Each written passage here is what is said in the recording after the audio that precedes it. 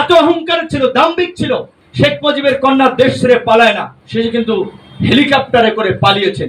এই আন্দোলনের আবার কেউ বাবা মা বলে দাবি করে।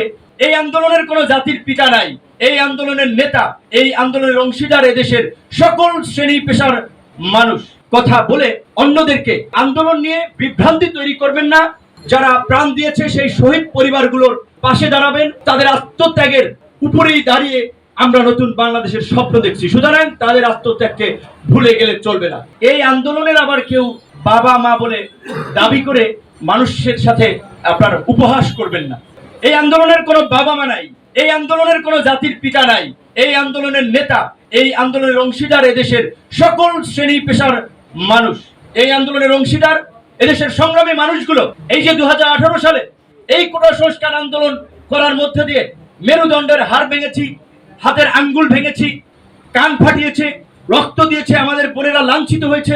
2018 সালে যদি এই ছাত্র অধিকার পরিষদের মধ্যে দিয়ে কোটা সংস্কার আন্দোলন গড়ে না উঠতো, 24-এ কোটা সংস্কার আন্দোলন তৈরি হতো না, তাই না?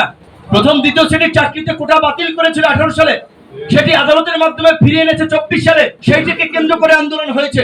আন্দোলনের নেতৃত্ব দিয়েছিল আমাদের এই সহকর্মী সহযোদ্ধা ছোট ভাইরা। কিন্তু তারপরেও কিন্তু আমরা এটা বলবো না যে এই আন্দোলনের আমরাই নেতা, এই আন্দোলনে আমরাই সব করেছি। এই আন্দোলনে যারা শহীদ হয়েছে তারা কোনো দলের, আমি মনে করি, কর্মী হিসেবে তাদেরকে দেখা উচিত নয়। তাদেরকে জাতীয় সম্পদ হিসেবে দেখা উচিত, জাতীয় বীর হিসেবে দেখা উচিত। এবং এই আন্দোলনের কৃতিত্ব, এই আন্দোলনের মাস্টার মাইন্ড হচ্ছে এদেশের সকল সংগ্রামী বীর জনতা। কাজী এই বিতর্কিত কথা বলে অন্যদেরকে আমি বলবো, এই যে আন্দোলন নিয়ে বিভ্রান্তি তৈরি করবেন না। মুক্তিযুদ্ধের আওয়ামী বয়ানের মতো নতুন একটা বিকৃত বয়ান এবং ইতিহাস ন্যারেটিভ তৈরি করবেন না কেউ, তাহলে জাতি বিভক্ত হবে। অলরেডি বিভক্ত হওয়া কিন্তু শুরু হচ্ছে। আমরা বিভক্তি চাই না, আমরা ঐক্য চাই। জাতীয় ঐক্য এবং সংহতির মধ্যে দিয়েই ইনশাআল্লাহ আগামীতে গণ অধিকার পরিষদের নেতৃত্বে নতুন বাংলাদেশ গঠিত হবে, নতুন বাংলাদেশ রচিত হবে। সেই লক্ষ্যে আজকে থেকে আমাদের নেতা কর্মীদেরকে আমরা আনুষ্ঠানিক নির্দেশনা হচ্ছে, এখন থেকে বাংলাদেশের প্রত্যেকটি ইউনিয়ন পরিষদ, উপজেলা, পৌরসভা, সিটি কর্পোরেশন, সমস্ত জায়গায় আমরা যেন জনপ্রতিনিধি, গ্রহণযোগ্য মানুষদেরকে ঠিক করতে পারি, নেতৃত্ব বাছাই করতে পারি। এখন থেকেই জনপ্রতিনিধি সার্চ আপনাদেরকে করতে হবে। গ্রহণযোগ্য ব্যক্তিদেরকে, সমাজের ভালো মানুষগুলোকে গণ অধিকার পরিষদের পতাকা তলে ঐক্যবদ্ধ করতে হবে। এবং মানুষ যে বিকল্প চাচ্ছে, মানুষ যে নতুনত্ব চাচ্ছে, আমরা কেন পুরানো জঞ্জালের মধ্যে ঢুকে যাব?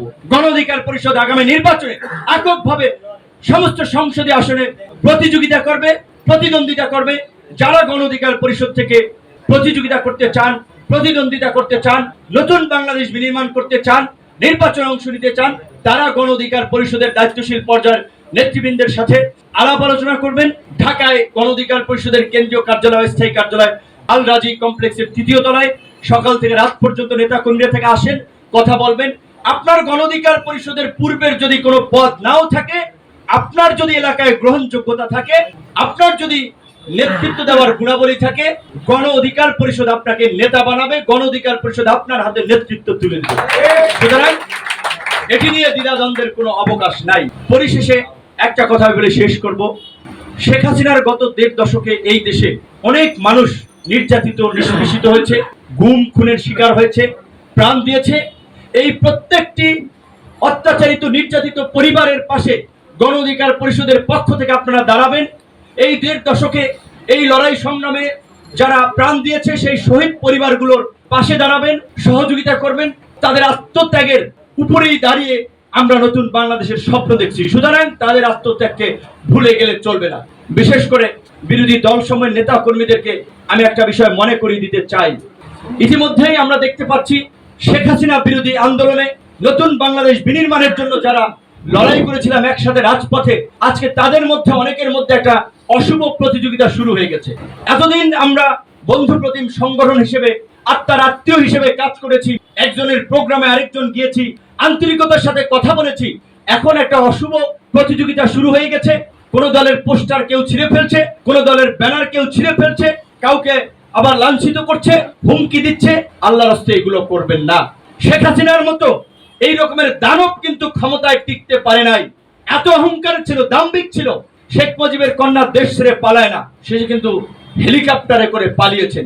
তাহলে আজকে যদি কেউ নব্য দখলদার দুর্বৃত্ত হয়ে উঠতে চান, তাদের জায়গা নতুন বাংলাদেশে হবে না, পরিষ্কার বলে দিচ্ছি।